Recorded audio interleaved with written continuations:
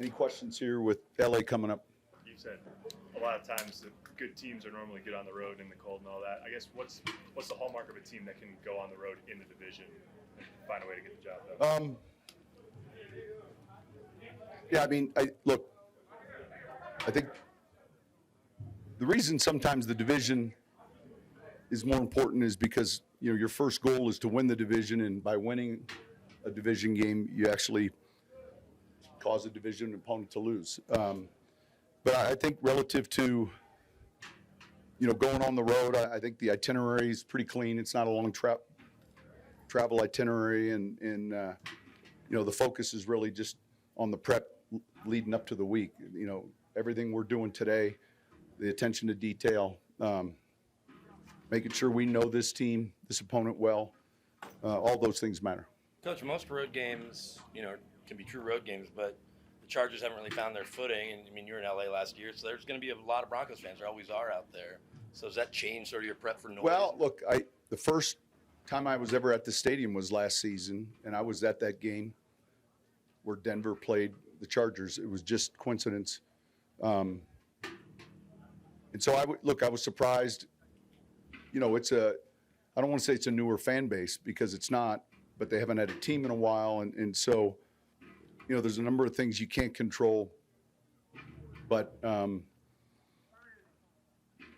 it's nice when you travel like we do.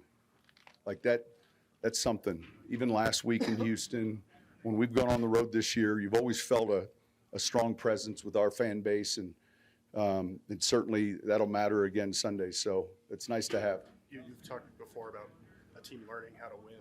This time of year, is it different at all? Is there something about learning how to win in high stakes? Yeah, I mean, I think, look, I just finished talking about this. When I first got into coaching, a lot of times teams would divide the season into quarters because it was 16 weeks. Now it's 17, but we are in that last quarter pole. And there's a lot of teams that are kind of sitting where we are. And so this stretch is going to be important, and it's pretty obvious. John, with respect to everybody in the tight end room and the jobs that they do, you guys don't happen to have without Greg that kind of consistent, every game, pass-catching presence. Does that create challenges? Well, look, I think Lucas is one of those guys that we feel like is a candidate to be that type of player. Trout, I've been with, we know exactly the strengths and the things that he does well. Chris, I mean, they all have unique skill sets, and you're leaving off Dulcich, who's injured right now. So, you utilize the personnel accordingly, based on what you have and what's available each week relative to the game.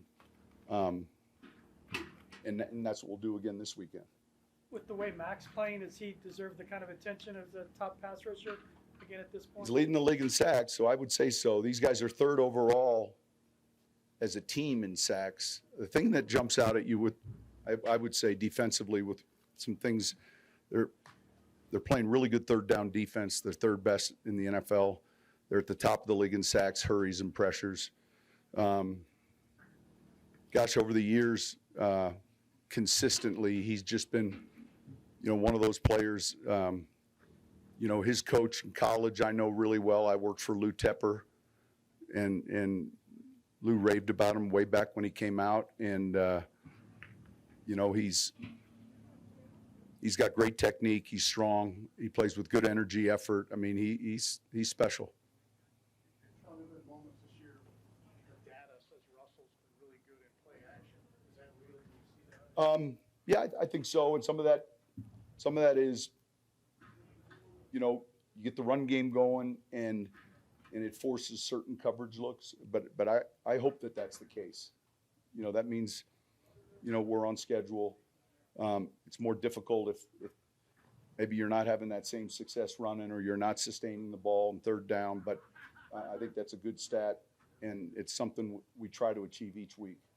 Sean, what do you see from Derwin James? Because he's not always healthy, but this year. Yeah, he's playing well. He's strong. He's long. He's a guy that is a good pressure player. They use him to blitz quite a bit, and he's got good football savvy and instincts. You see him all over the field. Coach, you took a timeout coming out of the 2-minute warning at the end of the last game. Was that you wanted to see what the defense was presenting, or No, something else? we had called a play where clearly when we got to the line of scrimmage, I felt defensively that it was a play we had used earlier, and I didn't, it was too important of a play. And then, of course, once we got inside the 10, the last thing we're going to do is clock the ball. I read somewhere someone talked about clocking it. Once you're inside the 10, you have 4 chances to go to the end zone. We're never going to go to 3 chances. It makes no sense to lose a play to the end zone. So there was plenty of time relative to the opportunity. So you like Russell's decision to take the timeout after the 4th down scramble that got you to the 8? I made that decision. Okay. Yeah, definitely. Once we're at the 8, you don't have 6 plays. You have 4. I don't want to clock it. Now I have 3. I mean, I just felt like once you're at the 8, here it is, yeah, I mean, we obviously we won all 4 of those plays. So On Monday, you told us that when they watched the film, they were going to kind of kick themselves for missed opportunities. Is that what happened? well, look, there's a number of them in that game. I mean, early on even, and then there's 4 or 5 sequences that that you can point to and be like, holy cow.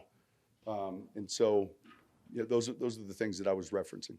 Drew won the League's Man of the Year in 2006, your first year there. What was just your impression of Garrett getting that honor? Yeah, tremendous. Periodically on Saturdays, we'll have guests come. Make-A-Wish children come with their families from out of town, Bronco fans. And, probably 3 or 4 different times we've had that. And every time, the very last player there with that family and with the child and his siblings is Garrett. And, it's real important to him, and we're proud of him. Sometimes you'll use baseball analogies when you describe football stuff. Is third down like hitting with runners in scoring position, or how do you see third down? I know it's been an issue at times for you guys. Yeah, look, it's a turnover down, obviously, and when you have a real good offense, you're up in the high 40s. We've been north of 50 before. I mean, it's the reason you're able to get to 70 and 80 plays some games, and it's the reason you're only at 59, 60, 61. It just obviously the field position changes with a punt, but nonetheless, there's a lot that goes into it, and you put a pretty lengthy game plan together, and if you're not having success on third down, you don't get to a lot of those items. Talked about with the missed opportunities. One of them that you talked about was the play with Jerry on 4th down. I guess, how do you see him influencing defenses or making his mark on a game, even if the number? Yeah, I mean, that was a switch off coverage. They dropped him. Certainly they're aware of where he's at and where Cortland's at, and they're different type players. And you go into a game just today, for instance, this installation, there's a number of these plays that have his name on it, or Marvin's or Cortland's, just based on the play design.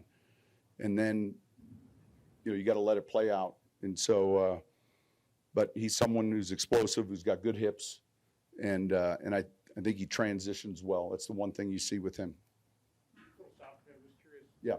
Keenan Allen's got like 90 more targets than the next guy. Yeah. As a play caller, is that just the players that good, or how do you keep that? Well, it's probably a combination of that and a number of things. I mean, he's consistently been extremely productive.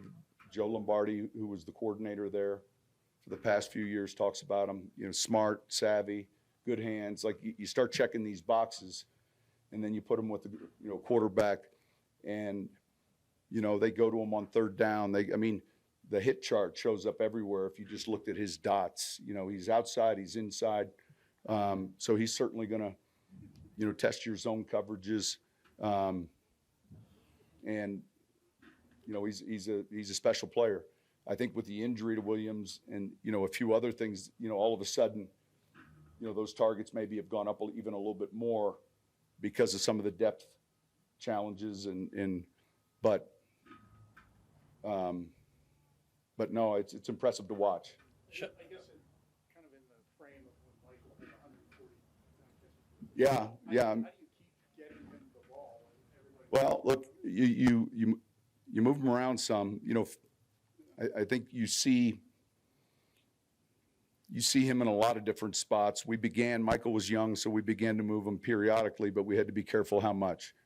You know, if they're just one location, it's a little easier to double or to play to that side. But they do a real good job with their scheme, and they force you to see him in a lot of spots. Sean, you mentioned Joe. I know we've talked about using former players to get intel. You have a guy that was calling their plays and in their room with so many of their players. How advantageous? I mean, look, again, we got all the film, right? So it's more about, you know, when we went through our Monday pro report, we talk about their offensive personnel with our defensive staff. Our pro scouts are there. They were at the game in New England. They've been advancing this team, let's say, for 4 weeks. They'll give you all the pertinent injury information, everything you need, depth chart.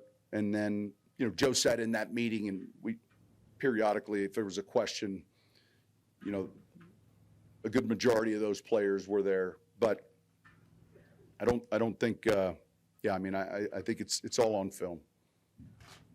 All right, thank you. Thanks, Coach.